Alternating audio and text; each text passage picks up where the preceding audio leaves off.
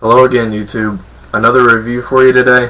The Nike Freerun 3 5.0 specifically, because there are three different currently manufactured models: the Freerun 3 5.0, 3.0, and 4.0, which is the newest of the three. Also on Nike ID, you can customize these and mix match the uppers, which will of course provide for more combinations, but those are the manufactured models. The differences in the numbers, if you aren't already informed, the closer to 0 the number gets, the more minimal it is, meaning that this midsole is thinner. The lower is more flexible and more articulated than this one already is, and the upper is more minimal as well. I do like the 5.0, however, out of the three, because I haven't worn the 3, but I have researched them. And what I like about the 5.0 is it does have a little bit more cushioning, which is hardly any at all. I'm not dogging the shoe right away, but if you're used to wearing Air Max or Lunarlon or Zoom or anything that has any kind of substantial cushioning system, and you're making the transition to wearing Free, you'll find it's much different. The Frees use it's simply a Cushlon or Phylon midsole. I'm not for sure which one exactly it is, but it should be posted on the website, Nike.com, if you want to check it out. But it's one or the other, which is, but there is no actual unit in the shoe to provide cushioning. There is no Air Max, of course. If you can see, there's the sole is articulated throughout to provide for flexibility. And the reason for this is, if you didn't know, training barefoot has many benefits, and these shoes are meant to mimic bare feet by being more flexible, being very minimalistic, and being the shape of the foot. If you'll notice a main difference in this shoe between other shoes, this is the same shoe.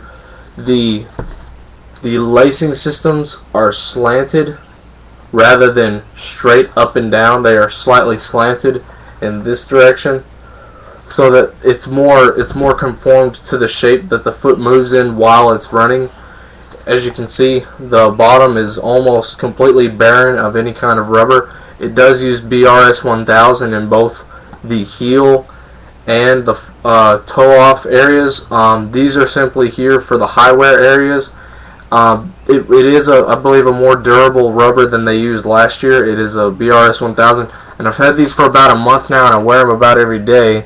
And I don't know if you could see, but the rubber on the back still is slightly textured still after about a month's use, and even in some areas so is the foam. The foam is still textured even, which is slightly surprising, considering I've had them for a month and I've been running in them. But the main differences between last year's model and this year's model, because a lot of people want to know a progressive update on what's been changed. It is more minimal, even though this is the 5.0 model and I owned last year's 5.0 model, which means they should be the same level of minimalness. This one is lower to the ground. I'm not for sure if this is for weight reduction or so that the midsole can slightly compress more, but if you can see throughout, they've made little dashes in the midsole all the way through. These little vertical lines, they are sunken in, they're not bowed out. That could reduce weight very slightly, as well as help for the compression of the midsole, helping it to compress more by sort of weakening it in a progressive way so that it can compress more and provide for you more cushioning. That's one of the changes they made, was they added this texture, and it's shorter. Also, as well, the arch section on it, which is on either side, it is also more raised than the last model. It's got a little bit more arch support than the last model. The insole is removable, and it does feel different than the last one. It is a different one, and it will take the shape of your feet. If you can see from the shadows, perhaps. I'm not sure if you'll be able to, but it does take the shape of your foot. It's taken the shape of mine. It's a little bit different. It doesn't have that grassy model. It is a little bit textured, if you can see. And it is an Ortholite midsole, which you should be familiar with from many. It's used in many athletic shoes, running, training, sometimes basketball. It's a widely used insole. It is removable. Of course, the shoe is Nike Plus compatible, seeming as it is a running shoe. There's the pocket right there, syncs with your Nike Plus. And all of these slight changes, I mean, that's not a change, of course. The last year's model was also Nike Plus compatible, but mainly the arch support, the use of BRS 1000 rubber. I haven't spoken about this yet, but this is curved rather than last year. It was all checkered. This is more of a curve this year, which is supposed to be closer simulated towards the natural movement of the foot, just to provide you some more of that benefit that comes from barefoot training. Other details of the shoe: the swoosh is reflective on either side. They are similar. It utilizes the new support system that Nike's using, where they connect their laces to the straps that run underneath the shoe. Not underneath, but through the middle right here. It'll wrap underneath. And when you tighten the shoe, it'll actually grab from these white parts right here that hold the laces, are connected to these little flat cables, and they'll wrap underneath the arch of your foot and give you support. And that is why I said earlier that I prefer the Nike Freerun 3 5.0 or the other models. This is the only model that has this support system on it. That's my only preference. I do really enjoy the collar more this year. It is not as mesh-like as last year. It's like a smooth, soft, feels kind of like the texture of a compression brace. If you've ever worn one, it's like a padded but smooth surface. It's not mesh. It's used throughout the collar. Anywhere that you see this lining is found. But the shoe is not all one piece like it. This is another main difference. The shoe is not all one piece like it was last year. The tongue is a separate piece this year, and I like and dislike this for two different reasons, of course. One is last year's model had a one-piece collar. The collar, this right here, was all one piece. This whole thing.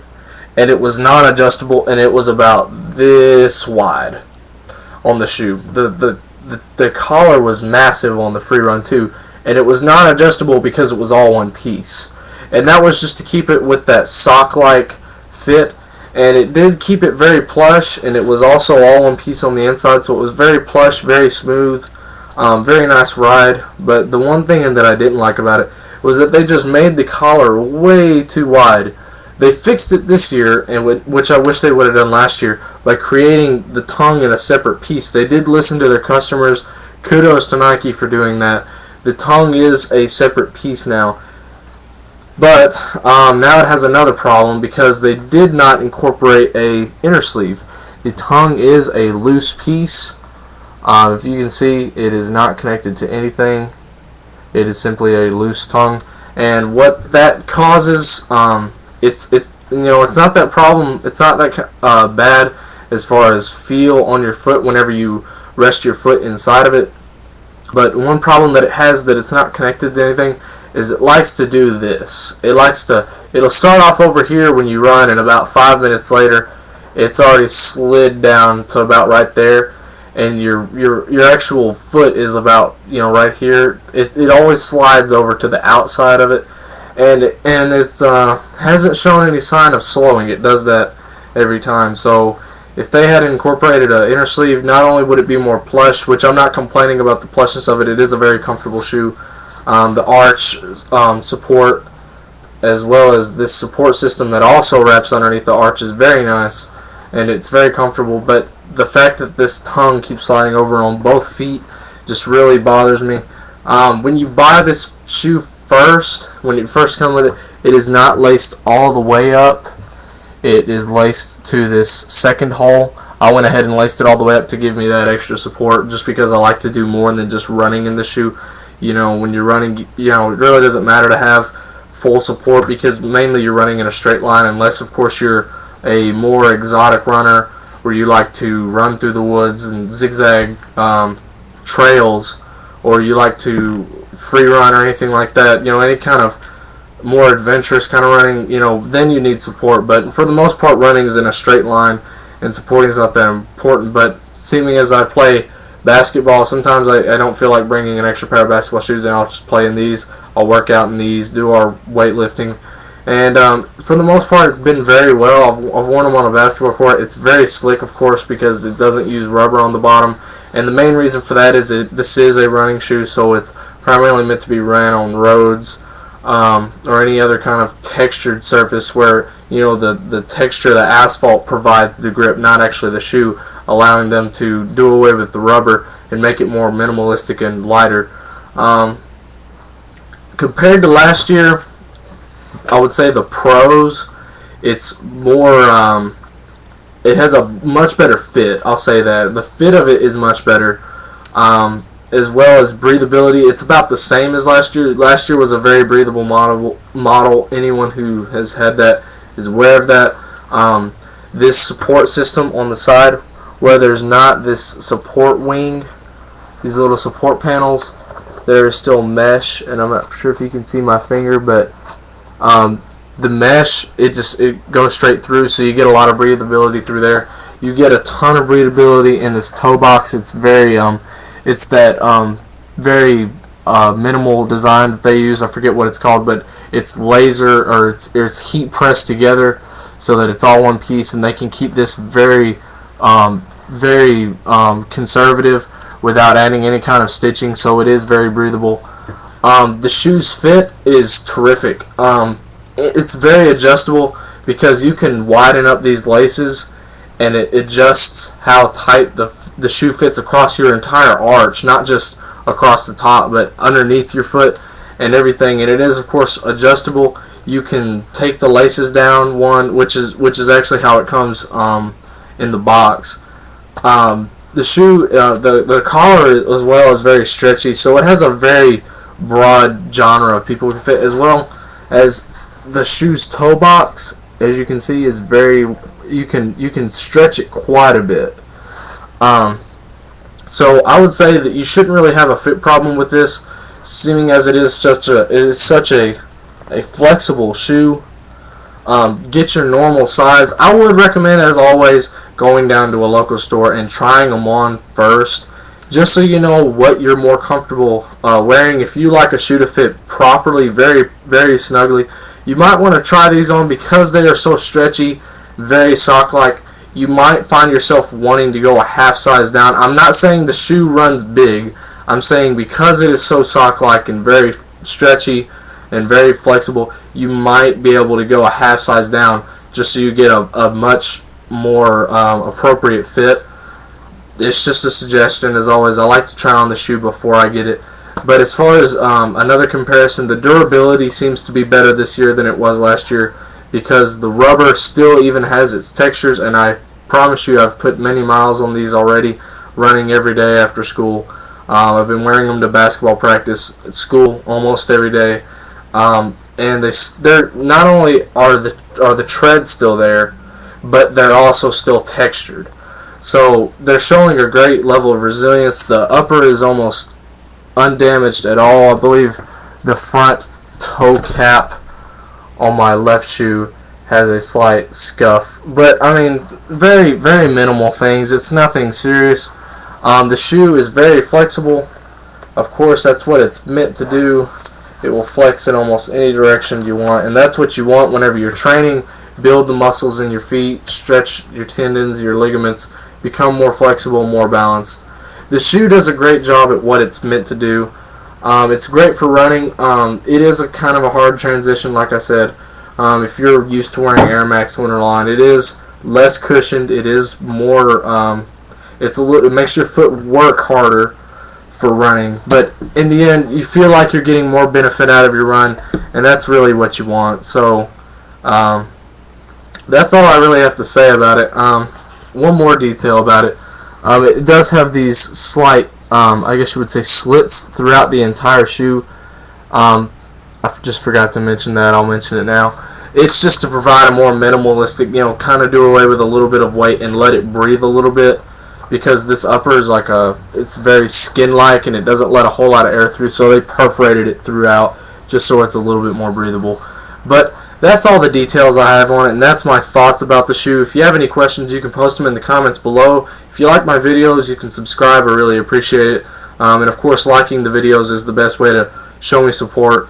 And again, I haven't mentioned this yet, but I've been meaning to put out the memo. If you like reviews on shoes and you would like to see more, you really need to go check out Nightwing2303. He has a website, which is nightwing2303.com, as well as a YouTube channel. Of course, it's also Nightwing2303. Great reviews, very in-depth, very professional, unbiased. I'd give him a try if you haven't already. Anyways, that's all I have for you today, folks. Have a good one.